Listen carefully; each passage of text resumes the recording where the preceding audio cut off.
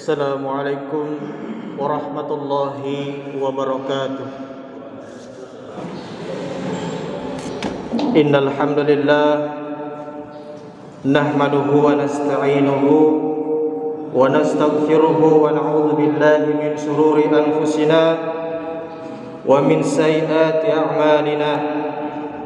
Man yahdihillahu fala mudilla lahu wa man yudlil fala hadiyalah. Asyhadu an la ilaha illallah wahdahu la syarika lah wa asyhadu anna Muhammadan abduhu wa rasuluh la nabiyya ba'da. Allahumma salli wa sallim wa barik ala Rasulillah wa ala alihi wa ashabihi wa man wala.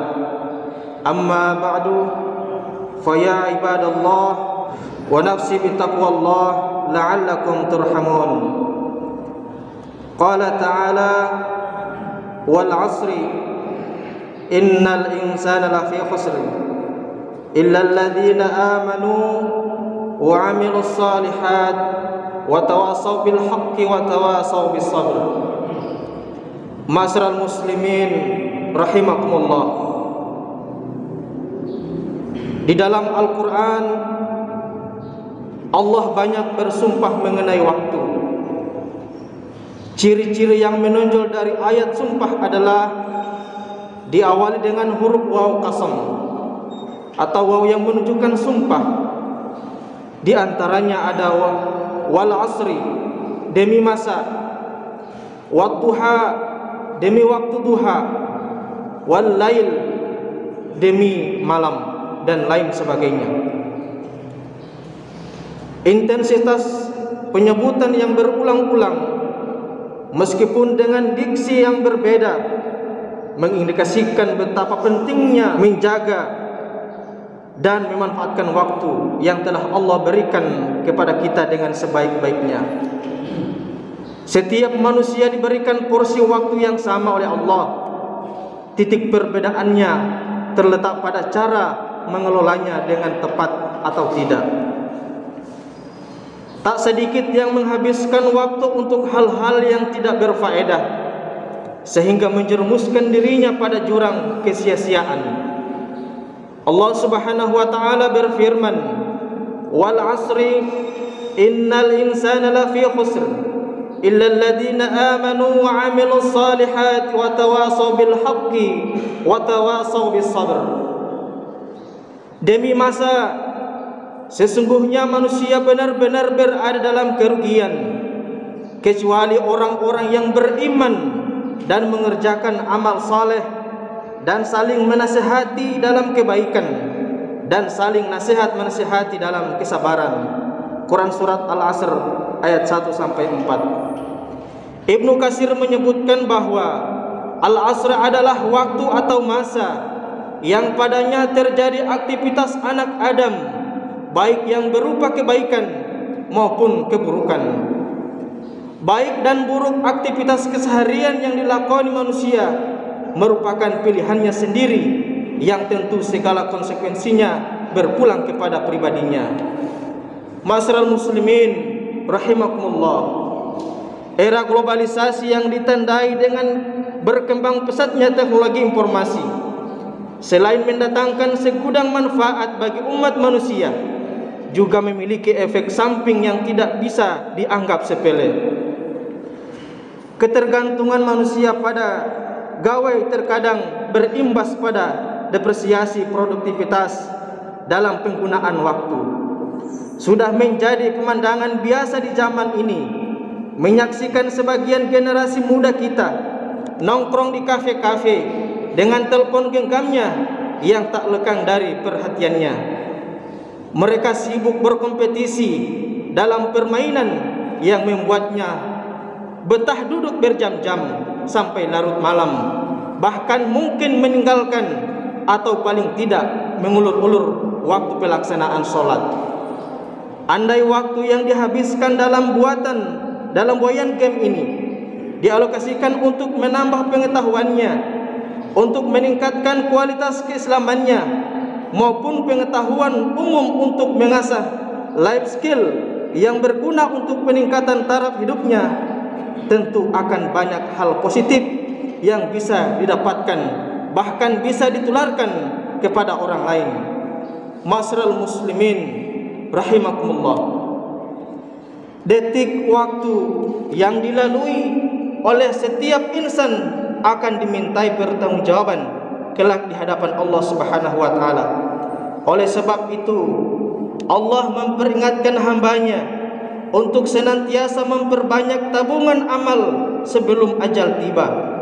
Kalau nyawa sudah sampai ke kerongkongan, maka amalan tidak akan diterima dan otomatis pintu taubat sudah tertutup. Ketika itulah penyesalan akan datang, tetapi itu sudah terlambat. Tidak mungkin bisa kembali lagi menjalani kehidupan dunia. Allah Subhanahu wa taala berfirman, sekali-kali jangan apabila nafas telah sampai ke kerongkongan. Dan dikatakan oleh Allah Subhanahu wa taala, siapakah yang dapat menyembuhkannya? Dan dia yakin bahwa sesungguhnya itulah waktu perpisahan, dan betis dengan betis kepada Tuhanmu lah pada hari itu kamu dihalau. Quran surat Al-Qiyamah ayat 26 sampai 30. Begitu besarnya atensi Rasulullah kepada umat yang dicintainya, agar mereka tidak menanggung kerugian akibat menyia-nyiakan karunia waktu yang telah diberikan oleh Allah Subhanahu wa taala kepadanya. Oleh karena itu, di tahun baru Hijriah ini, mari kita jadikan sebagai momentum perbaikan terus-menerus dalam amal ibadah kita, baik sebagai pribadi individu maupun sosial. Terlebih jika itu menyangkut juang umat, tarbiyah, dakwah dan jihad. Mari kita koreksi diri kita.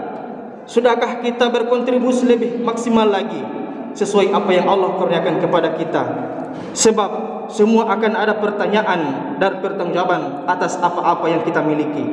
Harta, ilmu, fasilitas, makanan, kendaraan dan semua yang kita akui sebagai milik kita akan ada konsekuensinya di hadapan Allah Subhanahu wa taala.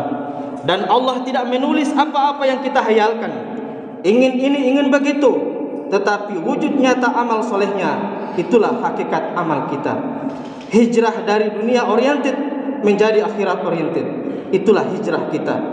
Hijrah dari haram menuju yang halal thayyiban. Hijrah dari segala keburukan menuju kebaikan. Hijrah dari perpecahan menuju persatuan umat dan berjamaah. Semoga seiring tahun baru Hijriah ini, tahun 1443 Hijriah, Allah memperbaiki amal-amal kita, agama kita, urusan dunia dan akhirat kita, hingga mendapatkan ridho dan ampunannya. Amin, amin ya rabbal alamin. Barakallahu li wa lakum fil Qur'anil azim, wa nafa'ani wa iyyakum bima fihi minal ayati wa dzikril hakim. Wa taqabbal minni wa minkum tilawatahu innahu was-sami'ul 'alim. Alhamdulillah, alhamdulillahilladzi hadana li hada wa ma kunna linahtadiya laula an hadana Allah. Asyhadu an la ilaha illallah wahdahu la syarika lah, wa asyhadu anna Muhammadan abduhu wa rasuluh la nabiyya ba'da. Allahumma salli wa sallim wa barik ala Muhammad wa ala ali Muhammad kama sallaita ala Ibrahim wa ala ali Ibrahim innaka Hamidum Majid. Qala ta'ala, inna Allah wa malaikatahu yusalluna ala nabi ya ayyuhalladzina amanu sallu alaihi wa sallimu tasliman. Allahumma ighfir lil muslimina wal muslimat wal mu'minina wal mu'minat al ahya'i minhum wal amwat innaka sami'un qaribun mujibu da'wat فيا قاضي الحاجات. اللهم اغفر لنا ذنوبنا وكفر عنا سيئاتنا مع الأبرار. اللهم أرنا الحق حقا وارزقنا اتباعه وأرنا الباطل باطلا وارزقنا اجتنابه. اللهم ربنا آتنا في الدنيا حسنة وفي الآخرة حسنة وقنا عذاب النار. سبحان ربك رب العزة عما يصفون وسلام على المرسلين والحمد لله رب العالمين. أقيموا الصلاة.